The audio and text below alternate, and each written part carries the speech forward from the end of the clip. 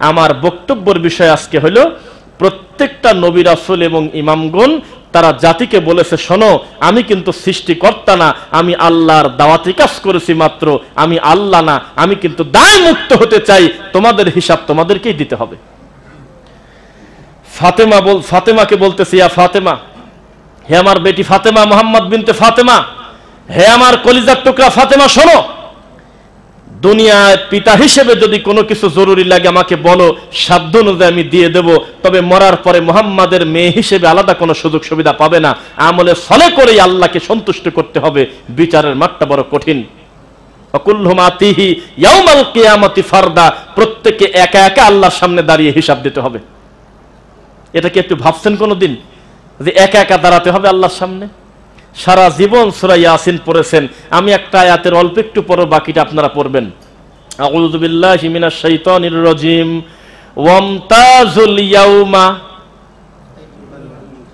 হাবিব সাহেব বলল, সবাই জানেন, ওয়ামতাজুল ইয়াউমা আইয়ুহাল মুজরিমুন। এইরকম একটা বিশাল কাতার মনে করেন আছে বিচারের মাঠে, তো সবাই মনে করবে যাক আমরা তো মিলেমিশেই আছি, যেভাবে আমাদের সমাজের লোক মনে করে, আমাদের ফিতনাবাজ মনে করে আমরা কত সুন্দর মিলেমিশে সবাই আছি। হঠাৎ করে আল্লাহর পক্ষ থেকে ঘোষণা আসবে, ওয়ামতাজুল ইয়াউমা আইয়ুহাল মুজরিমুন, হে বেঈমানরা, অপরাধীরা, তোমরা একটু আলাদা কাতার দাও তো, কাতারটা আলাদা করো তো। দুনিয়াতে এমন কোন বাজার নাই ডেমরাতে যেই বাজারে মাছ কিনতে গেলে আপনাকে বলবে তুমি কি ফজর পড়ছো, এই কথা বলে? দুনিয়াতে এমন কোন নদীর মাছ নাই যেই মাছ ধরতে গেলে মাছ আপনাকে বলতেছে তুই যদি জুমার নামাজ না পড়িস তো আমি ধরা দেব না, আছে? পৃথিবীর কোন কাঁচা বাজার নাই ওখানে লেখা এখানে শুধু মুসলমানের বাজার, হিন্দু বিক্রি করবো না, আছে লেখা? আল্লাহ স্বাধীনতা দিয়ে দিয়েছে স্বাধীন মতো। হঠাৎ করে আল্লাহ স্বাধীনতা কেড়ে নিয়ে বলবে কাতারটা আলাদা দাও তো, একটু আলাদা করো, একটু কাতার ভিন্ন করে দাও, পাপীরা আলাদা সিরিয়াল দাও। তখন পরিস্থিতি এত জটিল হবে, মানুষ তাদের হাত কামড়াবে আর বলবে ইয়া লাইতানি ইত্তাখাযতু মা'আর রাসূলি সাবিলা, হে আল্লাহ, কামড়াবে আর বলবে আল্লাহ আজকে যদি ঠাকুর পূজা বাদ দিয়ে তোমার নবীকে মেনে নিতাম আমার কত ভালো হতো, আমি ওই কাতারে থাকতে পারতাম। সুবহানাল্লাহ। প্রত্যেকটা লোক তখন বিপদে থাকবে, মার খেতে খেতে তখন তারা বলবে আল্লাহ আমরা যেহেতু রিমান্ডে ঢুকে পড়েছি, আমাদের সাথে আরো দুইজন পাপী আছে, এক রাজনৈতিক নেতা, দুই বড় হুজুর। কি বলছি বলেন? ওয়া কুবারানা ফাদাল্লুনা সাবিলা ওয়া সাদাতানা, হে আল্লাহ আমাদের জাহান্নামে দিছেন, আপনি নেতাদেরকেও ঢুকায় দেন যাদের ফোনে আমরা বড় বড় পাপ করে ফেলেছি। দুই বড় হুজুরের জন্য কিছু করেন, আমরা 40 বছর ইমামতি করার কারণে তার বিরুদ্ধে কিছু বলা তো দূরে থাক, তাকে আমরা আল্লাহর পরেই মনে করেছি। তিনি জুমার খুতবায় হ্যাঁ বললে হ্যাঁ, তিনি না বললে না, তিনি যা বলেছে তার কথা মতো চলেছি। 30 বছর মিলাদ পড়েছি, 30 বছর আমরা মৌতিখানা খাইছি, 40 বছর আমরা জর্দা খাইছি, কারণ আমরা আলেমের মুখের দিকে তাকাইছিলাম, তিনি যেটা বলে সেটাই আমরা ধর্ম মনে করেছি। জাহান্নামে যদি আমি যাই তো ওনাকে আগে দেন। এইবার বলবে দিফাইন মিনাল আযাব, আল্লাহ আমাকে যদি ফেরেশতারা লাঠি দিয়ে একটা পিটা দেয় তাহলে আমার হুজুরের দিবেন ডবল পিটা। দিফাইন মানে হলো তাসনিয়ার সিগা, আলেম মানুষ জিজ্ঞাসা করে দেখেন কি ভাই কথা বুঝতেছেন নাকি? দিফাইন মিনাল আযাব, আল্লাহ আমাদেরকে যদি এক শাস্তি দেন তাদেরকে দিবেন ডবল শাস্তি, কারণ তাদের কথার মাধ্যমে আমরা এই দুনিয়ায় এই বিদআতগুলো করছি, শিরকগুলো করছি। বলেন না নাউজুবিল্লাহ। পরিস্থিতি আপনাদের কঠিন লাগতেছে না? বিচারের মাঠটা কি রকম হবে? সূরা মুলকের নাম শুনছেন কারা বলেন? মাশাআল্লাহ। সূরা মুলক যদি কেউ রাতে পড়ে তার ফজিলতটা কি একটু বলবেন কেউ? আলহামদুলিল্লাহ, তার জন্য যথেষ্ট হয়ে যাবে। ও যদি মারা যায় কবরের শাস্তি আমার আল্লাহ ক্ষমা করে দেবে। সুবহানাল্লাহ। এই সূরা মুলক তাবারাকাল্লাযী বিয়াদিহিল মুলক শেষ হওয়ার পরে একটা আয়াত আছে, এই আয়াতের অর্থ আমরা যখন হিফজখানায় পড়তাম, আমার এক বন্ধু আছে এখানে হাফেজ, আমাদের উস্তাদরা কি বলতো দেখেন, আল্লাযী খালাকাল মাউতা ওয়াল হায়াতা লিয়াবলুয়াকুম আইয়ুকুম আহসানু আমালা। আমাদের হুজুররা অনুবাদ করতো কি, আমি আল্লাহ মানুষের হায়াত আর মউত সৃষ্টি করেছি এটা পরীক্ষা করার জন্য, এ পর্যন্ত ঠিক, কে কার চাইতে বেশি আমল করতে পারে, এটা আমাদের হুজুররা পড়াতো আমাদের। এই জন্যই শবে বরাতে আমার এই বন্ধু পড়তো 80 রাকাত, আমি বলতাম 82 রাকাত, অন্তত 2 রাকাত আগায় ছিলাম। আরেকজন আবার একটু পরে বলতেছে হুজুর আমি 120। মানে রাকাত সংখ্যা বাড়াচ্ছে, আর হুজুরকে বলতেছে আমি সবচেয়ে বেশি রাকাত পড়ছি। সূরা মুলকের এই আয়াত অনুযায়ী উনি হলে ভালো মানুষ, কারণ বেশি রাকাত পড়ছে। ঠিক পড়াশোনা করতে করতে অন্তত প্রায় 14 থেকে 16 বছর পরে বুঝতে পারলাম হুজুর যে আয়াতটা বুঝেছে যে এভাবে আমার নবী সাল্লাল্লাহু আলাইহি ওয়াসাল্লাম বলেননি। আমার নবী বলেছে, শোনো, আহসানু আমালা শব্দের অর্থ ওই আমল যেই আমলটা হুবহু আমার নবীর সাথে মিলে দেয়। সুবহানাল্লাহ। একটু কমেও না বাড়েও না, হুবহু যেটা, সেটার নাম হলো আহসানু আমালা, উত্তম আমল, আমলে সলে। মুহাম্মদুর রাসূলুল্লাহ সাল্লাল্লাহু আলাইহি ওয়াসাল্লাম বিচারের মাঠে তার উম্মতের বিরুদ্ধে সাক্ষী দেবে, শুনছেন কখনো? বিরাট ভয়ঙ্কর ব্যাপার। তার উম্মতের বিরুদ্ধে দাঁড়িয়ে গিয়ে বলবে, ওয়াকালার রাসূল, আমার রাসূল বলবে সেদিন, ইয়া রাব, হে আল্লাহ, ইন্না কওমি ইত্তাখাযু হাযাল কুরআনা মাহজুরা, আমার একটু দাবি আছে, আমার বিচার আছে, আমি উকালতি করব আমি তাদের বিরুদ্ধে যারা আমার উম্মত। কি ব্যাপার, কি হলো, তারা কারা? তখন বলবে, ইন্না কওমি ইত্তাখাযু হাযাল কুরআনা মাহজুরা, আমার বিচার তাদের প্রতি যারা কোরআনকে প্রত্যাখ্যান করছে। কি করছে? কোরআনকে পরিত্যাজ্য করছে। এটা খেলা কথা পাইছেন? অথচ আল্লাহর কসম এই পৃথিবীতে, আচ্ছা বলেন তো দেখি, পাপ সামনে কমতেছে না বাড়তেছে? দিন দিন মানুষ খারাপ হচ্ছে না ভালো হচ্ছে? সুম্মাল্লাযীনা ইয়ালুনহুম সুম্মাল্লাযীনা ইয়ালুনহুম। আল্লাহর নবী তিনটা বলার পর কিন্তু ছেড়ে দিয়েছে ঢালাও ভাবে, কয় যে তারপরে ধীরে ধীরে কমাওগা, নাকি দায়িত্ব নিয়েছে? এত বড় খারাপ সময় আমি চ্যালেঞ্জ করে বলতেছি মিডিয়ার সামনে, আল্লাহর কসম আজও পর্যন্ত 2024 সালের মে মাসের আজকে কয় তারিখ?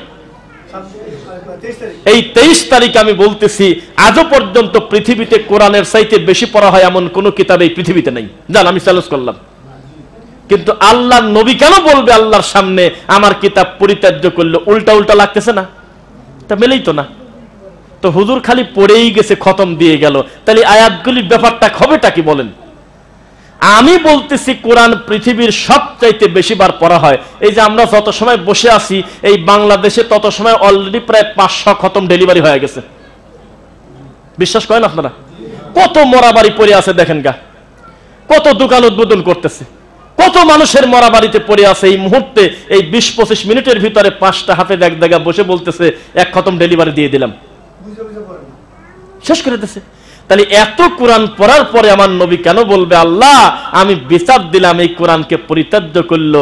বোঝা গেল শুধু পড়া না, আল্লাহ কি বলেছে সেটা বোঝাটা বেশি জরুরি। বোঝা যাচ্ছে না?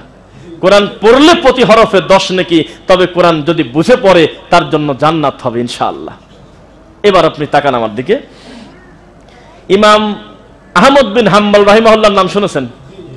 এমন একটা কথা বলবো যে গায়ের লোম দাঁড়িয়ে যাওয়ার মতো কথা। তিনি বলেছেন, শোনো, যখন কোরআন পড়তে পড়তে তোমরা পাবে ইয়া আইয়ুহাল্লাযীনা আমানু, এই আয়াতটার অনুবাদ সহ এই কথাটা আমি বলছিলাম এই ইমাম মুসলিম মসজিদে এই যে রমাদানে খুতবাতে ছিলেন অনেকেই।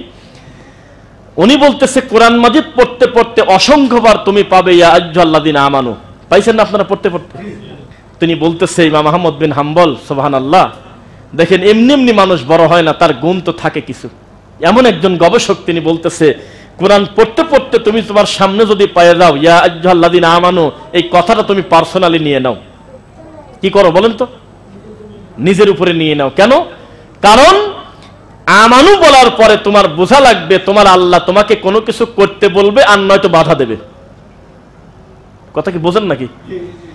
যেহেতু তোমাকে আমানু বলে আল্লাহ ডাক দিয়েছে, সম্ভবত তোমাকে কিছু বলবে, তোমাকে কিছু করতে বলবে, আর নয়তো কোনো কিছু বাদ দিতে বলবে।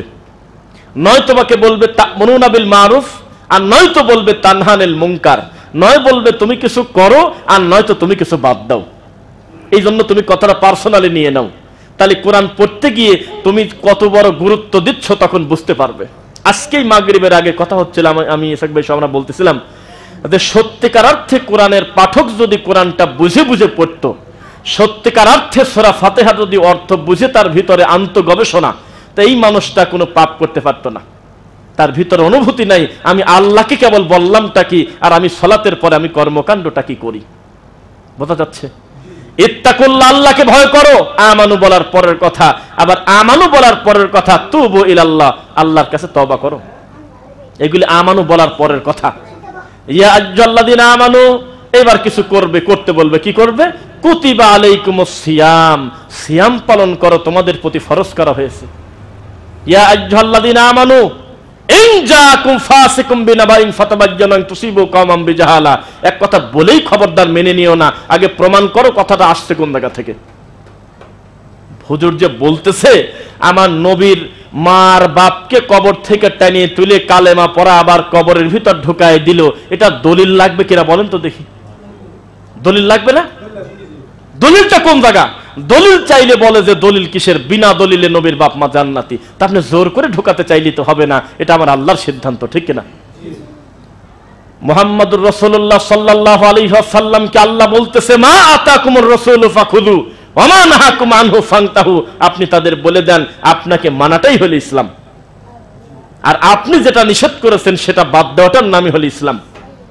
তাহলে বোঝা গেল এই পৃথিবীর সবচাইতে বড় আশিকে রাসূল কথাটা বলা উচিত না। আশিকে রাসূল শব্দটা নবীর সাথে যায় না, ইত্তেবাউর রাসূল, নবীর অনুসারী, নবীর প্রেমিক কথাটা খারাপ দেখা যায়। আশিক মানে প্রেমিক, এই শব্দটা নবীর সাথে যায় না, বোঝা যাচ্ছে আপনাদের? বলবেন যে নবীর অনুসারী, রাসূলের উম্মত, এটা বলবেন। তো নবীর উম্মত হিসেবে সবচেয়ে নবীকে বেশি মহব্বত করে তারা যারা আমার নবীকে মেনে চলে, নাকি বলেন? দুইজন দুই পাশে বসে শোনা, আপনি মাঝখানে নিয়ে নেন। ওরা আসছে, এটা খুবই ভালো, কারণ ওরা যেদিন আশা বন্ধ করে দেবে তাহলে পরবর্তী জেনারেশনের জন্য বিপদ আছে। এই জন্য গ্যাপে গ্যাপে নেবেন, এই একসাথে অনেকগুলো বাচ্চাকে জমা করে দিবেন না। কোনো খুব অনেক দিন হয়ে গেছে, অনেক মাহফিলেও আমি এরকম অ্যাটেনশন বা এরকম গুরুত্ব নিয়ে কথা বলি নাই বা সুযোগ পাই না। কেন পাই না শোনেন, আপনাকে বলি। ইসলামী জালসা হলো এখন একটা ফেস্টিভ্যালের মতো, বক্তাও কমার্শিয়াল, কমিটিও কমার্শিয়াল। কমিটি বলতেছে অমককে আনো, টাকা লাগে, আমি আসি, তার মানে ওই বক্তাকে 5 টাকা দিলে অলরেডি 30 টাকা তুলে নিয়েছে, আগেই সারি ফেলছে, বোঝা যাচ্ছে? ওই কমিটি ঘাস খায় না যে বক্তাকে 50 দেবে আর শেষ পর্যন্ত হিসাব করে দেখলো 42 জিনা, অলরেডি 650 তোলা শেষ তার। জালসার দিন তো এটা ফর্মালিটি মেইনটেইন, জালসা যারা আয়োজন করে ও ওয়াজ শোনে না, ও ভিতরে বসে রান্না করতেছে, বিড়ি খাচ্ছে, কোথায় কোথায় ঘুরতেছে, মূল যাদের শোনার দরকার তারা শোনে না। এই হিসেবে ওইগুলোর থেকে শত শত গুণ বেশি গুরুত্ব এই আজকের ইসলামিক হালাকা। কারণ যেই লোকটা একবার ঢুকে পড়েছেন ভিতরে, প্রতিটা লোকের মনোযোগ আমার বক্তব্যের দিকে। এইভাবে যদি সাপ্তাহিক দাস পর্যন্ত আল্লাহ আমার ভাইকে কবুল করে, এভাবে যদি রানিং করা যায় মাসিক থেকে সাপ্তাহিক, এর থেকে বড় নিয়ামত কি আপনি আশা করেন? ইমাম মালিক রাহিমাহুল্লাহ বলতেন, আমার ডান পাশে 1 কোটি টাকা, আমার বাম পাশে আমার সোনার নবীর একটা হাদিস, 1 কোটি টাকাকে আমি উড়ায় দেব, কোনো মনেই করব না, যদিও ওটা কেউ দান করে ফেলে তবু আমি গুরুত্ব দেব না, ওর থেকে বেশি গুরুত্ব দেব, ওটাও গুরুত্ব, তবে গুরুত্ব বেশি হলো নবীর হাদিসের। কেন? এর মাধ্যমে একটা মানুষ যদি হেদায়েত হয় তাহলে এর থেকে বড় পুরস্কার আর হবে না। আর এই 1 কোটি টাকা দিয়ে বড় জোর একটা প্রতিষ্ঠান হবে, আবার এই প্রতিষ্ঠানে যদি বেদাত করে তখন কি হবে? আজকে থেকে মাত্র 15-10 বছর আগে যখন দিন বুঝতাম না, তখন যদি কেউ বলতো যে ভাতিজা কি নাতি 1000 টাকা মসজিদে দেব, আমি বললাম আমার কাছে জিজ্ঞাসা করার কি আছে, দিয়ে দেন গা। একটা ছেলেকে মাদ্রাসায় দেব, দেন গা, আবার নিয়ত করছেন, দিয়ে দেন গা, শেষ। কিন্তু এখন যদি কেউ বলে যে 1 লক্ষ টাকা আমি দিনী কাজে দিতে চাচ্ছি, তখন আর বলি না যে কোনো মসজিদে দেন, কারণ ওই প্রতিষ্ঠানে টাকা দিলে নেকির পরিবর্তে গুনাহ হবে যেখানে আমার রাসূলের বিরোধিতা করা হয়। টাকা দিয়ে নেকির পরিবর্তে পাপ হবে, কারণ তাদের হাতে যত বেশি টাকা দিবেন তত এই টাকা পেয়ে আমার নবীর দ্বীনের ক্ষতি করবে আরো বেশি। আর তাওহীদপন্থী মানুষের হাতে যত বেশি টাকা দিবেন এই টাকা পেয়ে আল্লাহর তাওহীদের কল্যাণ করবে সে, ঠিক কিনা বলেন? এবার আসেন, হুজিবাতিন নারু বিশ-শাহাওয়াত ওয়া হুজিবাতিল জান্নাতু বিল মাকারিহ। হাদিসের রাবী আবু হুরায়রা রাদিয়াল্লাহু আনহু, সহিহ বুখারীর হাদিস। নবী সাল্লাল্লাহু আলাইহি ওয়াসাল্লাম বলেছে, পৃথিবীর মানুষকে জানিয়ে দাও জাহান্নামটা ঘিরে আছে মানুষের পছন্দনীয় তার মনের চাওয়া পাওয়া দিয়ে, আর জান্নাতটা ঘিরে আছে বিল মাকারিহ, কষ্ট ক্লান্ত পরিশ্রম দিয়ে, বহু ত্যাগ আছে। এত সস্তা না।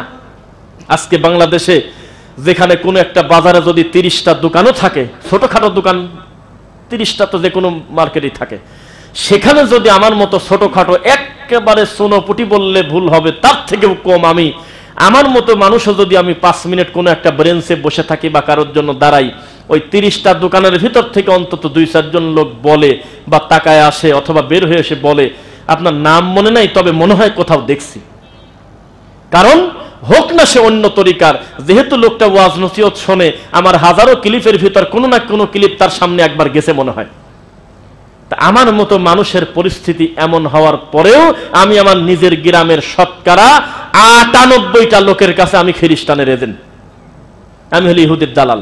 আমার আত্মীয়দেরকে ধরে ধরে মসজিদের ইমামরা হুজুররা বলে, তোমার নাতি মাসে কত করে টাকা পায় আমেরিকা থেকে? আমি আমেরিকা যাইনি কোনোদিন, কয় কি আমি ইহুদির থেকে বলে মাসিক টাকা পাই। একটা মসজিদ কমিটির লোক তো বলেই ফেললো, কত টাকা আমেরিকা থেকে আনো আনলিমিটেড, তা আমাদের মসজিদের একটু টিউবওয়েল করে দিলি তো হয়। সি সি সি, মানুষ এই কথাগুলো বলতেছে, তখনও তার মুখে দাড়ি, তখনও তার মাথায় টুপি, তখনও সে কোরআনে হাফেজ, তখনও সে আল্লামা, তখনও সে মুফতি, তখনও সে কোরআনের আলেম। তার মুখ দিয়ে কথাগুলো বের হচ্ছে। আপনি বোঝেন নাই, আমরা পড়তাম, অবিশ্বাস করতাম না যে ইমাম আবু হানিফা জেল খাটছে, ইমাম শাফি কষ্ট করছে, ইমাম মালিককে নির্যাতন করতে করতে চামড়া ফেলে দিয়েছে। এই বড় বড় লোকের কথা যখন পড়তাম, অবিশ্বাসের মতো মনে হতো। কেন জানি মনে হতো একটা কথা, যার নামের উপরে বলতেছে আমি মসজিদে ঢুকে 2 রাকাত পড়ব না, তুই পাল্লি ঠাক, আমি হলে হানাফি। মাগরিবের আজানের পরে 2 রাকাত নামাজ আমরা পড়ি, সেই কারণে এই 2 রাকাত নামাজ যাতে ঠেকানো যায়, আমাদের দেশের ঢাকা শহরে কিছু হুজুর ওই টাইমে হাদিস পড়তেছে বসে। তাহলে বলে না মিথ্যা বলছে, বলে কেউ দেখছেন? তাহলে আমি নবীর সুন্নাহ পড়ব পারবো না, নবীর পদ্ধতিতে এটা পারবো না। কেন? বাইনা কুল্লি আযানাইনি সালাহ, নবী বলেছে প্রত্যেক 2 আজানের মাঝে নামাজ আছে। 2 আজান মানে কি বলেন তো একসাথে? আজান আর ইকামত। আজকে কি পড়ছেন আপনারা কয়েকজন আমার সাথে? পড়ছি আমরা। কারণ আজান হওয়ার সাথে সাথে আমি সালাত শুরু করে দিলে আমার অনেক ভাই জামাত পেত না। সুন্দর টাইম আছে আমাদের হাতে, আমরা 2 রাকাত সালাত আদায় করে বসলাম রাসূলের তরিকায়, ঠিক কিনা? এই নামাজটা ঠেকানোর জন্য আমাদের উত্তরখান সহ আরো বেশ কিছু জায়গায় কিছু বেদাতি হুজুর এই যে এরকম ফাদায়েল আমল আরো সব কি সব বই ধরে দাঁড়া আছে। ওই হুজুর যখন হাদিস বলে তখন তার সামনে লোক বসে আছে, হঠাৎ করে একজন দিনী ভাই যদি সালাত পড়ে, বাকি লোকজন বলে বেয়াক্কেল লোক, জ্ঞান নেই। দেখতেছে হাদিস পড়তেছে আর এই সময় নামাজ পড়তেছে, কিসের নামাজ? লোকজন তাকেই গালিগালাজ করে। তা আপনি বোঝেন না, এই দুনিয়াতে যদি 2 রাকাত সালাত আদায় করতে গিয়ে এত বড় বাধা হয়, তাহলে নবীর হাদিসকে তারা কি পরিমাণ ভালোবাসতেন। জেলে পর্যন্ত ঢোকা লাগছে, জেলে পর্যন্ত ঢুকছে, কিছুই না। কয়দের দায়িত্ব নাও, কয়টা আমি নেব না। আপনি আমাকে আজকে যদি বাইতুল মুকাররমের দায়িত্ব দিতে চান, আল্লাহর নামে শপথ করে বলতেছি, ও আমাকে 100টা শব্দ দিয়ে আমাকে শর্ত দেয়, আমি দেবো একটা শর্ত, খালি মুখ দিয়ে বলে নেব আমি কিন্তু আল্লাহ এবং তার রাসূলের নীতিতে চলবো, এই অনুমতিকে আমাকে দিবেন। আমি বলবো না এই এই এই করবো, তা বলতে দেবো কেন? আমি যদি বলি এটা করবো না ওটা করবো না, তাহলে মনে করবেন এগুলি দলের কাজ। আমি খালি বলবো যেই আল্লাহ আমাকে সৃষ্টি করেছে ওই রবের কথা মতো আমি চলবো, আমাকে এই সুযোগ কি দেওয়া হবে? মানে নিক দেখি, আপনার কি মনে হবে মানবে? সম্ভব? তোমার কমিটির ভিতরে সবার জায়গা হয়, শুধুমাত্র বিশুদ্ধ আকীদার লোকের জায়গা হয় না। তাই তো ডক্টর মুজাফফর বিন মহসিন খুব আফসোস করে বললেন, আরে ইসলামিক ফাউন্ডেশন, আধুনিক প্রকাশনী, আরো কত সুন্দর সুন্দর নাম, সব ধরনের আলেম ওলামা সেখানে আমরা মানুষের কাছে শুনি, তারা পর্যন্ত হাদিসের ব্যাপারে খেয়ানত করে, মানুষকে ধোঁকা দিচ্ছে, বলেন নাউজুবিল্লাহ। তাই তো বলি, মুহাম্মদ রাসূলুল্লাহ সাল্লাল্লাহু আলাইহি ওয়াসাল্লাম বলেছে জান্নাত খুব কষ্টের জায়গা, এত সহজ না। প্রতিকূলতায় চলা বড় কঠিন। সমাজটা পুরা উল্টা পথে চলে। সবাই বলে যে আরে মসজিদ তো আছেই, আরে মাদ্রাসা তো আছেই। যে মাদ্রাসা আছে 3 তলা, ছাত্র পড়ে হাজার হাজার, আবার উনি আরেকটা মাদ্রাসা দিচ্ছে। মসজিদ কি আমার এলাকায় নাই নাকি? কত সুন্দর টাইলস করা মসজিদ 3 তলা, আরেকটা মসজিদ আবার দিল। উনি বুঝতে পারে নাই মসজিদ কত বড় সেটা বড় কথা না, এই মসজিদে আল্লাহর বান্দা আল্লাহর কাজকর্ম করে কিনা সেটা হলো বড় কথা। সিরা ভেজানোটা আসল কথা না, কি দিয়ে ভেজাবো সেটা আসল কথা। গরুর সেনা দিয়েও কিন্তু সিরা ভেদে না, খাবেন এটা? পরিষ্কার পবিত্র পানি দিয়ে যদি সিরাটা ভেজাতেন তাহলে সে চিরা খাওয়া যেত। ভেজাটা আসল কথা না, কি দিয়ে ভেজাবেন সেটা আসল কথা। আপনাকে মসজিদ করতে কে বলেছে? হজ করতে কে বলেছে? আপনাকে সালাত পড়তে কে বলেছে? প্রত্যেকটা ইবাদতের পাশাপাশি একটা শব্দ দেওয়া এখনো পর্যন্ত অনুবাদ করেন নাই, বান্দা সালাত পড়ো, তবে তোমার মন মতো না, আমার নবী যেভাবে পড়তে বলে সেভাবে পড়ো। কোন জায়গায় লেখা আছে তুমি সালাত পড়ে, কথা বলে শেষ করছে, বলছে সল্লু কামা রাআইতুমুনি উসাল্লি, তুমি তোমার মন মতো রুকু দিও না গো, তুমি তোমার মন মতো সিজদা দিও না, তোমার হাতে ছাড়িয়ে দিলে তুমি হাকে না মানা দিবে না, তোমার হাতে ছাড়িয়ে দিলে তুমি ইউনিয়ন পরিষদ বেঁচে খাবে, তুমি কেবল বললে যে বিড়ি খাওয়া হলো হারাম, আর তোমার জর্দা ঠিক রাখার জন্য তুমি এখন বললে মাকরু, সেই হুজুর ধর্ম বেঁচে খাবে না? এত কিছু ক্লিয়ার করে বলার পরে ধর্মের পরিস্থিতি যদি এমন হয়, তাহলে পুরা নামাজটা যদি বলতো আল্লাহ যে তুমি তোমার মন মতো চালাও, ওই নামাজ খ্রিস্টানদের নামাজের মতো হইতো। মাঝে মধ্যে দ্বিতীয়বার বলতো যে সবসময় দেওয়া লাগবে, তার মানে আছে? আল্লাহ আপনাকে কিছু কিছু জিনিসের এখতিয়ার দেন নাই। ওমা কানা লিল মুমিনি ওয়ালা মুমিনাতিন ইযা কাদাল্লাহু ওয়া রাসূলুহু আমরান আন ইয়াকুনা লাহুমুল খিয়ারাতু মিন আমরিহিম। শোনো, কোন মুমিন পুরুষ আর নারীর এই অধিকার দেওয়া হয় নাই যে আল্লাহ এবং তার নবীর কথা ওভারটেক করে অন্য কারোর কথা মানবে। বোঝা কি যাচ্ছে? আমাদের এলাকায় একটা লোক আযান দেওয়ার সময় বলতে হলো ফু দিত, তো ফু দিতেই হবে, এটা কি ফরজ? প্রশ্ন করে উত্তর দেন তো। আযান দেওয়ার আগে এটা দিতেই হবে ফরজ? তো ওইটা না করে নতুন একটা মুয়াজ্জিন আনছে যুবক, তো সে এরকম করতেছে, একবার দুইবার টোকা দিয়ে আল্লাহু আকবার, উনি আযান দিচ্ছে, অন্যায় হয়েছে? আযান দিচ্ছে। দুইজন মুরব্বী বলেই ফেললো যে আজকালকের ছেলে ফেলে 2 দিনের পড়াশোনা করে 2 পাতার মৌলবী হয়ে নিয়ম বদলা দেয়। কি বদলায়? কয় কত সুন্দর আগে ফু দিয়ে তারপর আযান দিতে, উনি এসে টোকা মারে, কয়দিন পর টোকাও বন্ধ করে দিবেনি। এই টোকার ভিতর কি আছে আমাকে বলেন আপনি? এটা বোঝা যাচ্ছে যে আসলে লাইনটা পাইছে কিনা। এমনি যদি বোঝা যায় হালকা একটু গোতা দিয়ে, তা মূল কামটা তো আযান দেওয়া নাকি? আযানটা মূল কাজ না, কিন্তু ফু দেওয়া, গোতা দেওয়া এগুলি জাগতিক ব্যাপার। বুঝতেছি যে কনফার্ম আমার মাইকটা ঠিক আছে কিনা, কিন্তু দীর্ঘদিন ফু দেওয়ার কারণে এই লোকটা ফু না দিয়ে টোকা দেওয়ার কারণে উল্টা উল্টা লাগিয়ে এটা একটা দল তৈরি হয়ে যাচ্ছে। এ মুয়াজ্জিন টেকেই না, কয়টা ফু দেয় না। এই লোকের হাতে যদি বলতো বান্দা তুমি তোমার মতো করে হজ করো, তাহলে ওই মসজিদের নববীর গেটে ঢুকে আত্মহত্যা করে মরে যেত। আজকে দেখলাম ওই, এটা পাকিস্তানের মনে হয় বেশি, আজকে দেখলাম ওই নবীর কবর সোজা, ওরা তো কবর বললে রওজা বলে, একেবারে কবর সোজাসুজি একটা লোক একেবারে উল্টে পড়ে যায়। ওই পানি, বৃষ্টি হয়েছে তো, বৃষ্টি হচ্ছে কিন্তু জানেন, বৃষ্টি বেশ ভালোই হয়েছে, ওই বৃষ্টির পানির টাইনে নিয়ে কপালে মুছতেছে আর চুমা খাচ্ছে আর ওযু করতেছে, হালকা করে কুলি করতেছে। তার ওই আমি যে ভিডিওতে দেখলাম সেই ভিডিও মনে হয় আমাদের দেশের এই সুন্নি টন্নি হবে মনে হয়, আশিকে রাসূল। এই উপরে লেখছে আশিকে রাসূলের নমুনা দেখুন, সোনার নবীজির রওজার পানি দিয়ে আজকে ওযু করার কপাল হলো, তার কপাল কত ভালো। আমিন না লিখে যাবেন না। এখন দেখি যে লোক কমেন্ট করছে 11,000 লোক, আমি খুঁজেই পেলাম না একটা লোক বলল যে এটা অতি আবেগ, কিচ্ছু কয় না, খালি লেখছে আমিন আমিন আমিন। এর লেখে কারা? এটা আপনার ভাই লেখে, আপনি লেখেন, কেউ না কেউ লেখে। ভিতরটা ছিঁড়ে যায়। হায় রে মুসলমান, উনি অতি আবেগে শিরক বেদাত করার মতো পাপ হলো না তার? ওই পানি কপালে নিচ্ছে মানে বরকতের আশা? নাউযুবিল্লাহ মিন যালিক। নবী সাল্লাল্লাহু আলাইহি ওয়াসাল্লাম কি বলবো বলেন? আবু বকর রাদিয়াল্লাহু আনহু নাম শুনছেন? এই যে কেবল বললাম আমি আর ভাই হাদিসটা, ভাই হয়তো আগে শুনছে কিনা। আবু বকর রাদিয়াল্লাহু আনহু হলো ঘোড়ার উপরে বসে আছে, উটের উপরে, উটের উপরে। তো উটের নাকের এটা কি বলেন আপনারা? নাকে যেটা লাগায় লাগাম, এই লাগামটা খুলে পড়ে গেছে, পড়তে পারে না।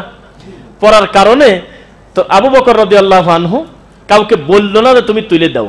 করছে কি, উটের ডাইন পারে উরু রান বোঝেন, উরু থোড়া বা উরু এরকম হাঁটুর উপরে, ওখানে গোতা মারছে ডাইন হাত দিয়ে। তো গোতা দেওয়ার পর ওই উট করে কি ডাইন পাটা ভেঙে দিয়ে কায়েত হয়ে যায়, তখন আস্তে করে ওই রশিটা তুলে আবার নাকে পরা দেয়। 2-3 বার এই দৃশ্যটা দেখার পরে সাহাবায়ে কেরাম বলতেছে সুবহানাল্লাহ। আর আমরা যদি এইরকম কোন ইমামের কষ্টের সময় সুবহানাল্লাহ বলতাম, লোকজন টিটকারি করত। এই লোকটা বিপদে পড়ছে, সুবহানাল্লাহ বলতেছে। সুবহানাল্লাহ কোথায় বলতে হয় জানে না। যেমন মিনহা খলাকনাকুম ছিল কোরআনের আয়াত, পড়লে প্রতি হরফে 10 নেকি, ওইটা টান দিয়ে বের করে মরা মাটি দেওয়ার দোয়া মনে করে পড়লে পাপ হবেই। বুঝেন নাই মনে হয়? ইন্নী ওয়াজ্জাহাতু কোরআন মাজিদের আয়াত, আল্লাহর কসম কোরআনের আয়াত। এটা মাঝে মধ্যে আমার নবী হাত বাঁধার পরে সানা হিসেবে পড়তেন। এমনি পড়লে একটা নেকি কম বেশ হবে না, 10টা নেকি হবে অন্যান্য আয়াত পড়ার মতো। কিন্তু এটা টান দিয়ে বের করে নিয়ে এসে জায়নামাজ পাক করার দোয়া মনে করে পড়লে তার পাপ হবে। ভাষা কি বলছেন? তো আবু বকর রাদিয়াল্লাহু আনহু করল কি, 2-3 বার এই দিশ ফেলছে লোকজন। মানে সুবহানাল্লাহ মানে হলো আশ্চর্য। ইমাম সাহেবের যদি ভুল যায় তাহলে আমরা বলবো আল্লাহু আকবার নাকি? বলে ফেলছেন চলে চলে, কি বলবো? দলিল কি? দলিল তো লাগবে। আত-তাসবিহুল লির-রিজাল ওয়াত-তাসফিকুল লিন-নিসা। পুরুষের ইমাম ভুল গেলে তাহলে তোমরা বলো সুবহানাল্লাহ, আর মহিলা ইমামের ভুল গেলে তালি মারো, হাতে হাতে গুতা মারো, যাতে উনি বুঝতে পারে ভুল গেল, শব্দ করার দরকার নেই। হাদিস। কিন্তু আমাদের সমাজে আল্লাহু আকবার বেশি না সুবহানাল্লাহ বেশি? মানে ভুল করতে যায় আর একটা ভুল, টয়লেটের টাঙ্কির ভিতরে আতর খুঁজতেছে, এই হলো পরিস্থিতি। মানে ইমামের ভুল গেছে, পিছন থেকে মুক্তা দেবার আর এক ভুল করতেছে, নাউযুবিল্লাহ মিন যালিক। কথা বোঝা যাচ্ছে? একটা গালির সমাধান কি আর একটা গালি হতে পারে? দেখবেন যে বাস কন্ট্রাক্টরের সাথে যাত্রীর ঝগড়া হয়, শুরু হয়েছিল 5 টাকা ভাড়া কম বেশ নিয়ে, কিন্তু আধা ঘন্টা ধরে ঝগড়া হচ্ছে ভাড়ার নামই নাই, তুই আমার এটা বললি কে, ওকে তুই আমার এটা বললি কে, মানে অন্য জিনিস নিয়ে শুরু হয়ে গেছে। তো সাহাবীরা বলতেছে সুবহানাল্লাহ, আল্লাহর নবীর মরার পরে এই পৃথিবীতে সবচেয়ে বেশি সম্মান পর হকদার আমরা আপনাকে মনে করি। আপনি হলো প্রথম খলিফা, আপনি হলো রানিং প্রধানমন্ত্রী, তো উটের এই রশিটা কি আমরা তুলে দিতে পারিনি? আমাদের তো লজ্জা করতেছে, এই ছোট জিনিস আপনি কষ্ট করে তুলতেছেন। এত কষ্ট করে আপনি 2-3 বার আমরা দেখলাম যে মাটি থেকে টানি তুললেন, আমাদেরকে ইশারা করলে তুলে দিতাম না? আবু বকর রাদিয়াল্লাহু আনহু যে কথাটা মুখ দিয়ে বলছিলেন, সেম কথাটা যদি আল্লাহর হস্তে কোনো পীর ফকিররা শোনে এবং সত্যি অন্তর থেকে বিশ্বাস করে, আমার ধারণা এক বৈঠকে সে তার পীর মুরিদি তালাক দিয়ে দেবে, আমার ধারণা। বাকি আল্লাহ জানে, আল্লাহ ভালো জানে। তিনি বললেন, আমি জানি উটের রশি তুলে দেওয়ার না দেওয়া কোনো ইবাদতের হালাল হারামের কিছু না। এইটা যদি তোমরা তুলে দিতে, এটা আমার ইবাদতেরও ক্ষতি নাই, এটা কোনো খারাপ কিছু না। এটা মুসলিম ভাই আর এক ভাইয়ের উপকার করতেছে, মাথা থেকে বোঝা পড়ে গেছে, তুলে দিল, কি এমন খারাপ? তারপরে আমি আবার ক্ষমতাশীল একজন মানুষ, ইশারা করলে এরকম 10টা উটও টান দিয়ে তুলে দিতে পারো, কিন্তু আমার এক জায়গা ভয় আছে, তো তাই আমি নিজেই তুললাম। আল্লাহু আকবার। কথাটা বলতে আমার খুবই লাগে, গায়ের লোম দাঁড়ায় যায়। কি বলে যে আমার বন্ধু, আমার জামাই, আমার কলিজার টুকরা মুহাম্মদ সাল্লাল্লাহু আলাইহি ওয়াসাল্লাম মরে যাওয়ার আগে আমাকে বলছে, ইজা সাআলতা ফাসআলিল্লাহ ওয়া ইজা ইসতাআনতা ফাসতাইজ বিল্লাহ। যা দরকার আল্লাহর কাছে চাও, যা কিছু বলার আল্লাহকে বলো। তো সাধারণ জিনিসের জন্য আমি আমার ভাইকে কষ্ট দেব কেন? আমি তো তুলতে পারি। আর পীর বসে আছে, মুরিদ তার পায়ে তেল দিচ্ছে, নেবেন না? প্রমাণ নেবেন? আপনি বলেন। পীর বসে আছে, ডাইরেক্ট তার মুরিদ বলতেছে, মুর্শিদেরও দরবার, মুরিদের হইল কাবা ঘর। নেন, আপনি প্রমাণ নেন, আমি দিচ্ছি। মুর্শিদের দরবার, মুরিদের কাবা ঘর, এই কথা বলা, এটা সহ্য করা যায়? আবার বলতেছে যে নবীর নামে গজল বলতে বলতেছে, তুমি হলো কাবারও কাবা। কিসের কাবা? তুমি কাবারও কাবা। কাবা আবার কি? নাউযুবিল্লাহ মিন যালিক। আপনারা কি উমরায় গিয়েছেন কেউ? আলহামদুলিল্লাহ। অনেকে পিছন থেকে যেন বললেন, আপনি গেছেন না? আলহামদুলিল্লাহ। কয়দিন ছিলেন? 15 দিন, তাই না? আমরা গতবার আগের বার গেছি রমাদানে, এই শিক্ষা আছে, এটা বলি। হ্যাঁ, উমরাতে আমরা গেলাম, তো উমরাতে আমরা মক্কায় ছিলাম 8 দিন। কয়দিন? আর মদিনাতে ছিলাম 7 দিন, মোট 15 দিন। 16 নম্বর দিন দেশে চলে আসছি। তো এই 8 দিনে এই মুআল্লিমের কান মাথা শেষ করে ফেলে। মুআল্লিমের বাড়ি বগুড়া। মুআল্লিম একদিন আমার কাছে বসে বলতেছে, হুজুর কি করা যায়? কি হয়েছে? বলে যে মনে করছিলাম যে কাবা ঘরে 8টা দিন সেজদা দেবো, 8 দিন থাকবো, তারপরে চলে যাব, 9 নম্বর দিন হলো মদিনা। কিন্তু হাদিগুলি তো আমাকে শেষ করে দিল। খালি আমার কলিং বিল দেয়, ফোন দেয়, আর কয় যে সোনার নবীর কদমে কখন যা সালাম দেব, রওজা মুবারকে কখন যাবো, এই কথা বলে খালি কাঁদে। এই কথা বারবার বলে। কি করি কন্ত? নাকি এখানে 2-4 দিন কম থেকে চলে যাব? আমি বললাম, সেটা আপনার ব্যাপার, আমি আপনাকে কি বলবো, এই ফর্মালিটি তো আমি বসবো না। তবে আমাকে একটু সুযোগ দিবেন, যখন আপনি মক্কা থেকে মদিনার দিকে রওনা দিবেন, এই গাড়িতে বসে আমাকে কথা বলার সুযোগ দিবেন। এমনি আমরা বলতাম, ঠিক আছে। গাড়িতে কিন্তু মাইক্রোফোন থাকে নাকি? থাকে নাকি? মাইক থাকে। ওই উনি বলে দিচ্ছে, এখন আপনাদের সামনে আমাদের সফর সম্পর্কে 2টা কথা বলবেন, রফিক বিন সাইদ হাফিজাহুল্লাহ, বা এরকম উনি প্রেজেন্ট করলেন।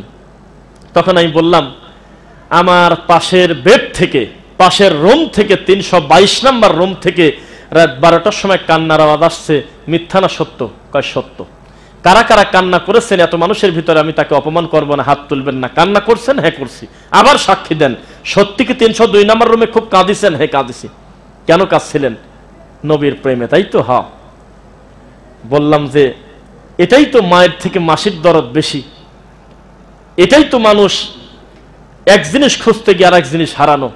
এটাই তো নদী থেকে উঠে সমুদ্রে লাফ দেওয়া। আল্লাহর নবী নিজে মদিনা থেকে মক্কায় পায়ে হেঁটে কষ্ট করে না খেয়ে 3 দিন 3 রাত ভরে গেছে মক্কায়, জানেন আপনি খবর? সেই নবী এত কষ্ট করছে, কাবা যেখানে একটা সেজদার সমান 1 লক্ষ সেজদা, পৃথিবীতে তার কাছাকাছি আর কোনো মসজিদ আল্লাহর পৃথিবীতে নেই, এখানে সেজদে দিলেন, একটা লোকের ভিতরে কোনো ইমোশন নেই, কেউ কাঁদে নাই, আজ পর্যন্ত কাঁদা দেখে নেই।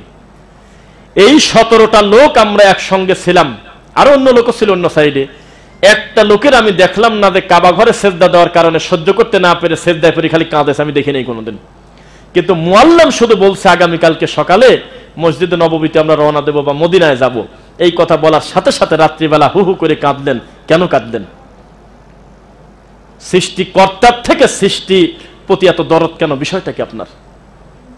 তখন বললাম, যেখানে কোরআন মাজিদ বলতেছে, যেখানে মুহাম্মদ সাল্লাল্লাহু আলাইহি ওয়াসাল্লাম বলতেছে যে একটা সেজদা সমান 1 লক্ষ সেজদা, ওখানে বাঙালি সেজদা দিয়ে মজা পায় না, কারণ আমাদের দেশের মানুষের কাছে মক্কার কোনো দাম নাই, মদিনার খুব দাম। গজলের শিল্পীকে ধরে নিয়ে আসেন আমার সামনে, তার জীবনে 1000 গজল গেয়েছে, 900-র উপরে গজল মদিনাকে নিয়ে, 200-100 গজল মক্কাকে নিয়ে, বেশি না। মক্কার কোনো দাম নাই, সব দাম মদিনার। ফরজ যেখানে রাখাই হয় নাই, কেউ যদি মক্কা থেকে ওমরা করে ফিরে আসে, ওমরা হবে না? না হবে না? না, তবে ইমানদার, অন্তরের ভালোবাসা, ওমরা হজ হলেও যেহেতু 3টা মসজিদ পৃথিবীতে আছে, আমার নবী অনুমতি দিয়েছে, এই 3টা মসজিদের নেকির আশা করে যাওয়া জায়েজ আছে। 1 মসজিদে হারাম, 2 মসজিদে নববী, 3 মসজিদে বাইতুল মুকাদ্দাস, এই 3টা মসজিদের নেকির কম বেশি এখানে যাওয়া জায়েজ আছে। তো নিয়ত করার দরকার ছিল যে আমি মসজিদে নববীতে সালাত পড়তে যাব, আর মসজিদে নববীতে গেছে পৃথিবীতে এমন কৃপণ লোক নাই যে আমার নবীর কবরে সালাম দেয় নেই, আছে এরকম কেউ? ওখানে যাওয়ার পরের পর্ব হলো নবীর কবরের বিষয়টা, কিন্তু যাওয়ার আগে তো আপনি ঘোষণা দিলেন যে নবীর রওজা মুবারকে যাব, আপনার ঘোষণা ঠিক হয় নাই, আপনার বলা উচিত ছিল মসজিদে নববীতে যাব। এটা হলো আমাদের দেশের আবেগ। আমাদের দেশে এই আবেগটা এরকম যে মক্কার দাম নাই, মদিনার সব দাম, বলেন নাউযুবিল্লাহি মিন যালিক। তো পরিস্থিতি হলেই আলেম ওলামা এই হকগুলো বোঝাবে কবে, জানাবে কবে? তাই আমি চ্যালেঞ্জ করে বলেছি, আমাকে আপনি অনুসরণ করবেন কেন? আমার কথাটা যদি আমার নবীর কথার সাথে মিলে যায়, আপনি মেনে নেবেন, এটুক কথা কি বলতে পারেন না? আর আপনার হুজুরের এই কিসসা গল্পটা কার সাথে মিলে যায় কোন? আমার এই মোবাইলে হাজার হাজার গালি তো আসবে, সব, এটা তো স্বাভাবিক, বোঝেন না? হোয়াটসঅ্যাপে ভিডিও দিলি খালি গালি। তো একটা লোক গালি দিছে, তোর কত বড় সাহস, তোর কত বড় সাহস, তুই মানসের হাল্লাজের মতো আল্লাহর ওলিকে তুই কাফের বলিস, তোর কি জাহান্নামে জায়গা হবে? এরকম লাগছে। তাই বললাম যে দোয়া করেন জাহান্নামে যেন জায়গা না হয়, ওটা জায়গা হওয়ার মতো জিনিস না, আমি জান্নাতেই যেতে চাই ইনশাআল্লাহ। তখন আমি বললাম, আপনার সাথে আমি কথা বলবো না, 22টা হোয়াটসঅ্যাপে মেসেজ দিয়েছে, আমি একটার জবাব দেই নাই। লেখছে, তুই কি ভয় পাইছিস? তুই তো কিছু বলিস না। আমি বললাম, আমার দৃষ্টিতে যারা মানসের হাল্লাসকে আল্লাহর ওলি মনে করে, তারা মানসিক বিকৃত মস্তিষ্কের মেন্টাল, এদের সাথে কথা বলা মানে আমি আমানতের খিয়ানত করলাম, আমি তাদের মানুষই মনে করি না। যেই লোকটা নিজেকে আল্লাহ বলার কারণে তার সমসাময়িক সমস্ত বড় বড় বিদ্বান একমত তিনি কুফরি করেছে, আর আপনি আজ 2024 সালে এসে এত বড় বড় আলেম ওলামা থাকতে, মীমাংসিত বিষয় থাকতে, কোরআন আর হাদিস ভাষায় পড়ে আছে, আর মনসের পাগলকে আপনি ওলি বানাতে চাচ্ছেন, এর থেকে লজ্জার কি হতে পারে? আমাদের দেশে আবু বকরের কোনো দাম নাই, ওমরের কোনো দাম নাই, উসমানের কোনো দাম নাই, দাম আছে হলো অস্করণী পাগলের। আমাদের দেশে মার্কেট ভালো মুসা নবীর না, খিজিরের মার্কেট ভালো। আপনি কাকে কি বোঝাচ্ছেন? এইভাবে সিরিয়াল করে যদি বলতে যাই, আপনি বুঝতে পারবেন আমাদের দেশে নবীর মর্যাদা নাই, মর্যাদা হলো পীর ফকিরের মর্যাদা। কয়বার নবীর নাম নিয়ে বলে, হারে বিপদে পড়ে বলেছিলেন ইউনূস আলাইহিস সালাম, আল্লাহ লা ইলাহা ইল্লা আনতা সুবহানাকা ইন্নী কুনতু মিনাজ জালিমিন। আল্লাহ, তোমার নবী বিপদে পড়ে বলেছিলেন, আন্নী মাসানিয়াদ দুর ওয়া আনতা আরহামুর রাহিমিন। আইয়ুব আলাইহিস সালাম, আল্লাহ, আপনার নবী বিপদে পড়ে বলেছিলেন, রব্বানা যালামনা আনফুসানা ওয়া ইল্লাম তাগফির লানা ওয়া তারহামনা লানাকুনান্না মিনাল খাসিরিন। কয়জন পরে বলেন? এই যে সামনে আসছে যে কোরবানি, আসছে না? কুরবানি কি মানুষের নামে হয়? কথা বলে না। কুরবানি কি মানুষের নামে হয়? তা কাগজে লিখে দিয়েছে আব্দুর রহমান, আব্দুর রহিম, ইকবাল, ফারুক, ইমরান 7 জনের নামে কুরবানি। আরে বেটা, মানুষের নামে কুরবানি হয়? মানুষের পক্ষ থেকে হয়, কুরবানি হয় আল্লাহর নামে। ওমা উহিল্লা বিহি লিগাইরিল্লাহ, কেউ যদি আল্লাহ ব্যতীত অন্য কোনো কিছুর নামে জবেহ করে তাহলে মাংস খাওয়া হারাম। এজন্যই তো এতদিন খাইছেন, বোঝেন নাই? যদি প্রমাণ হয় হোটেলের মালিক হলে অমুসলিম, আপনি আর মাংস খেতে পারবেন না, শুকনা খাবার খেতে পারবেন। বোঝা যাচ্ছে? তাহলে আপনি বললেন কিভাবে হুজুর 4 নামে কুরবানি, 3 নামে আকিকা? কয় কিরে পাগল, মানুষের নামে কুরবানি হয়? বলতে হবে 3 জন ব্যক্তির পক্ষ থেকে, 7 জনের পক্ষ থেকে আল্লাহর নামে বিসমিল্লাহ, আল্লাহু আকবার। বোঝেন না কথা মনে হয়? আরে কি কয় 7 নামে 5 নামে মানুষের নামে কুরবানি হয়? তো হুজুর আবার কাগজ ধরে দাঁড়া আছে যাতে আল্লাহকে সবকিছু বুঝায় দেয়, বানান সহ বলে। তাছাড়া ওদিকে আবার যদি অসুবিধা হয় বুঝতে, রিডিং পরে পরে বলতেছে। সি সি সি সি, কাগজ ছুঁড়ে তার ছিঁড়ে ফেলানো উচিত ছিল। এটা সালাতের ওযু করার সময় রব্বুল আলামিন বোঝে ওযুটা কোন সালাতের জন্য হচ্ছে। পৃথিবীর মানুষ বুঝতে পারে, তুমি বোঝো না কেন? ঠিক তদ্রূপ হজ উমরা, ঠিক তদ্রূপ যাকাত হোক, কুরবানি হোক, ছুরি চালানোর আগেই কাজ হয়ে যাবে। আল্লাহর নামটা তুমি নিয়ে নাও, মূল কাজ আল্লাহ আগেই জানে। লা ইয়ানালাল্লাহু লুহুমুহা ওয়ালা দিমাউহা ওয়ালাকিন ইয়ানালুহুত তাকওয়া মিনকুম। আল্লাহ তোমাদের কুরবানির মাংস, হাড্ডি, রক্ত কিছুই চায় না, চায় হলো তোমাদের তাকওয়া। ছুরি চালানোর আগেই আল্লাহ বুঝে ফেলে কুরবানিটাকে বিয়েইকে খাওয়াবে না ও খাবে। আর কয় কি কয় যে মানুষের নামে, আমাদের দেশে এরকম 5 নামে 6 নামে সিরিয়াল করে হুজুরের কাছে কাগজ দেয়, এই কাগজ ধরে ধরে দাঁড়া থাকে। মিথ্যা নাকি? দেখছেন কি দৃশ্য?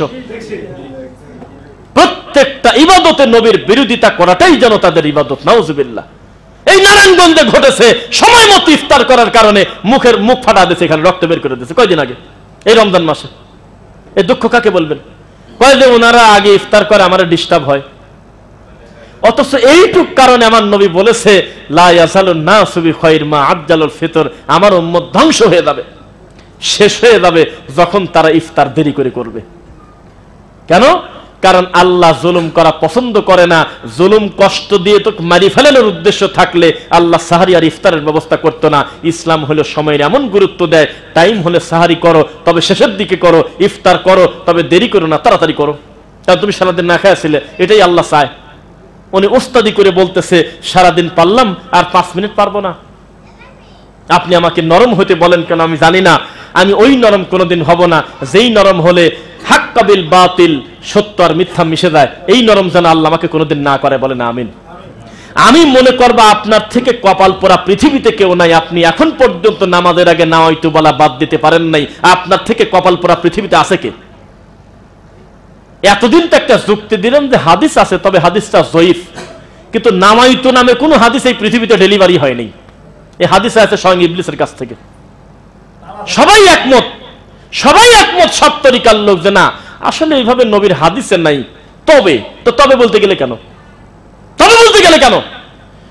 ঠিক আছে, নবী আসলে এইভাবে মিলাদ পড়াটা ঠিক না, সাহাবায়ে কেরাম পড়ে নাই। তবে কি? কারণ নবীর মহাব্বতের দাঁড়ালে কি এমন পাপ? কিসের সাথে কি বললো? ঈদের মাঠে গিয়ে 1 ঘন্টা নামাজের আগে মানে দেরি আছে, 7টায় চলে গেছে, 8টায় জামাত হতে পারে না?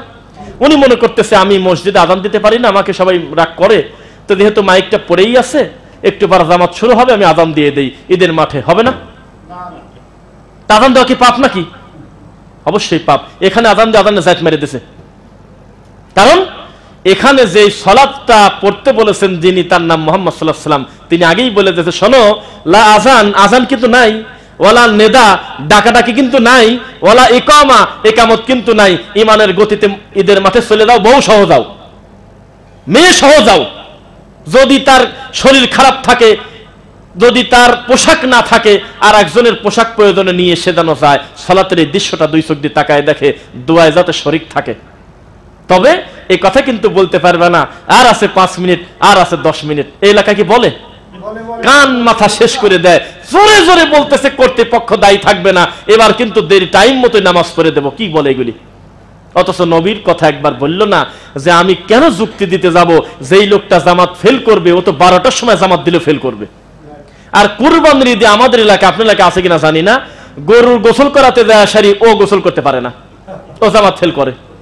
তাহলে আপনি ও যেটাকে কোরবানি দেবে তার থেকে বড় গরু ওকে না বললে আপনার পাপ হবে না? এই লোকটাকে জামাত ঠিক করাচ্ছেন আপনি, যেই লোকটা ফজর নামাজে ইকামত দেওয়ার লোক পাওয়া যায় নাই মসজিদে, আর এখন চলে আসি ঈদের নামাজ পড়তে।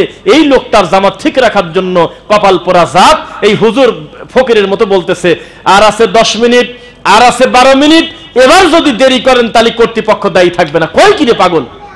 ওর বলা উচিত ছিল দুনিয়ার সবচেয়ে দামি ইমাম মুহাম্মদ সাল্লাল্লাহু আলাইহি ওয়াসাল্লাম, সবচেয়ে দামি মুসল্লির নাম হলো নবীর সাহাবী শেষ। তাদের নামাজে নামাইতো নাই, তাদের নামাজ ইন্না আযহাতু নাই, তাদের নামাজে নামাজের পরে কান্নাকাটি নাই, মোনাজাত নাই, তাদের নামাজের ভিতরে এইভাবে রুকু, এইভাবে সেজদা। তা আমি তাদের মতো হব না, হব কার মতো? বোঝা কি যাচ্ছে?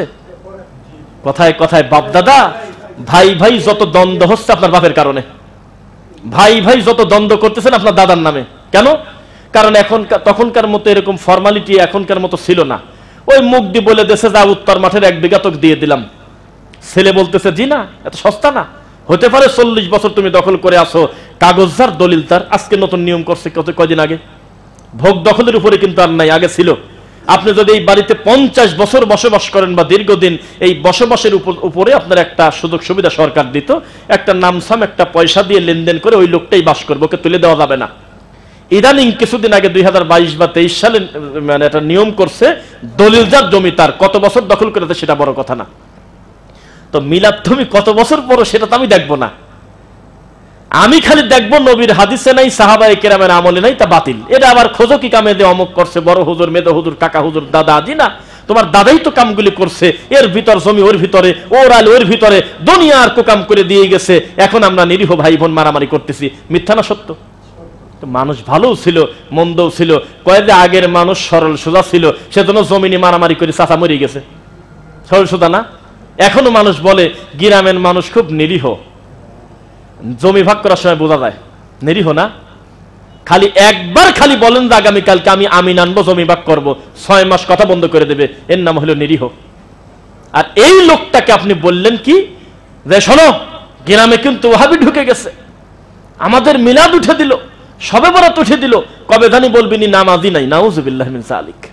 আপনি কাকে খেপায় দিচ্ছেন? আলেমের বিরুদ্ধে খেপায় দিলেন কাকে? ও আল্লাহকে চেনে না, ও হিন্দুদের মতো বলে ওর ভিতরে আল্লাহ ভরে গেছে, নাউযুবিল্লাহ। অথচ রব তার নিজের ব্যাপারে নিজে খোলাসা করে বলতেছে 20 নম্বর সূরা, সূরা তাহা আয়াত নাম্বার 5, আমি রহমান, আমি হলে উপরে আছি, খবরদার আমার সম্মানকে কমায় তোমরা তোমাদের কলবে কলবে ঢুকায়ও না। এটাই কিন্তু অমুসলিমদের কর্ম, নাউযুবিল্লাহ। কে কার কথা শুনবে? আল্লাহর পরিচয় জানা ছাড়া কি জান্নাতে যেতে চান? অনেক কথা বলছি, শর্টকাট করে নিয়ে আসি। আজকে মাগরিবের সালাতে প্রথম রাকাতে কোন সূরা থেকে তিলাওয়াত করছি জানা আছে? দেখেন তো মনে পড়ে কিনা। কুল ইন্নামা আনা বাশারুম মিসলুকুম পড়ছিলাম, শেষের আয়াতে পড়ছিলাম ফামান কানা ইয়ারজু লিকা রাব্বিহি ফালিয়ামাল আমালান সালিহা ওয়ালা ইউশরিক বিইবাদাতি রাব্বিহি আহাদা। কেউ যদি আশা করে যে আমি আল্লাহর সাথে মিলিত হব, আল্লাহর সন্তুষ্টি অর্জন করব, আপনাকে চান সে যেন 2টা কাজ করে, আমলে সলে যেন করে, আর আল্লাহর সাথে যাতে শিরক না করে। কি না করে? মুসলমানের গলা থেকে তাবিজ খুলতে যুক্তি দেব কেন? খালি একবার মুখ দিয়ে বলবো শোনো নবী কিন্তু শিরক বলছে, ও শোনার সাথে সাথে টান দিয়ে সিরবাল বলবে, মানে নিলাম। এত এত যুক্তি কিসের? আমি খালি মুখ দিয়ে বলবো নবী রেখে গেছে দরুদ, আপনি মিলাদ শুরু করলেন কেন? আপনি তখন বলবেন যে আমি আজকে থেকে দরুদ পড়বো, এটার নাম ঈমান। কি বলেন? আল্লাহ তাআলা আমাদের দিনের সঠিক বোঝ দান করুন, বলুন আমিন। সেই সাথে আপনারা মাগরিবের সালাতের আগ থেকে শুরু করে এখন পর্যন্ত দীর্ঘ সময় আপনারা আল্লাহর ঘরে, এটা একটা সালাতের জায়গা, আমরা সালাত আদায় করলাম আল্লাহর জন্য। আল্লাহ যেন আমাদের সালাতকে কবুল করে, আমাদের কথাগুলোকে যেন কবুল করেন। সেই সাথে একটা জিনিস মনে রাখবেন, অনেকেই বলেন, অনেকে এটা মনে করেন যে ওয়াজ নসিহত করতে হবে যাতে মানুষ ঠিক না পায়। জি না, বক্তব্য দিতে হবে প্রভাব বিস্তারকারী। লোকটা বাড়িতে যাবে আর বলবে আমি আর কোনোদিন নামাজের আগে না হয়তো পড়বো না, আমি আর কোনোদিন বলবো না যে আমার আল্লাহ আমার কলবের ভিতরে আছে, আমি আমার আল্লাহকে সম্মান দিয়ে বলবো আমার রহমান সে আছে সবচেয়ে উপরে। আমি কোশ্চেন কালে আমি কোনোদিন বলবো না যে আল্লাহ লাগে